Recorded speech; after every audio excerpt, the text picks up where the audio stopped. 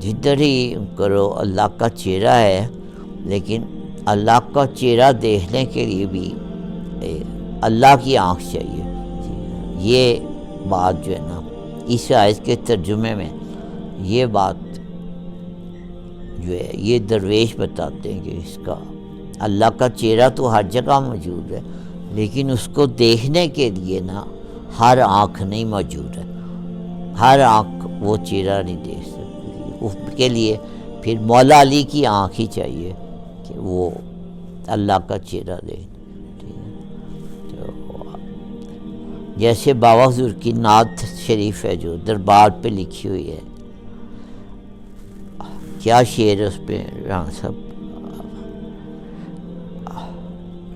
خدا آنکھ ہو مصطفیٰ کے ہو چہرہ،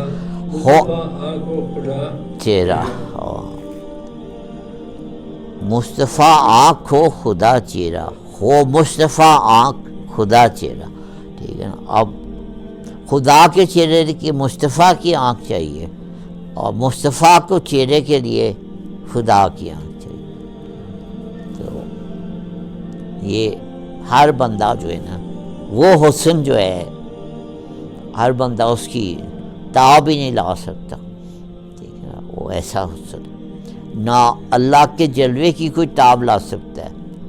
سرکار دو عالم صلی اللہ علیہ وآلہ وسلم، ہمارے ماں باپ، ان کے علاوہ اللہ کے اس جلوے کی کوئی تاب نہیں لا، اور سرکار دو عالم صلی اللہ علیہ وسلم کا جو اصل حسن ہے وہ بھی اس کی بھی تاب کوئی نہیں لا سکتا اللہ کے علاوہ۔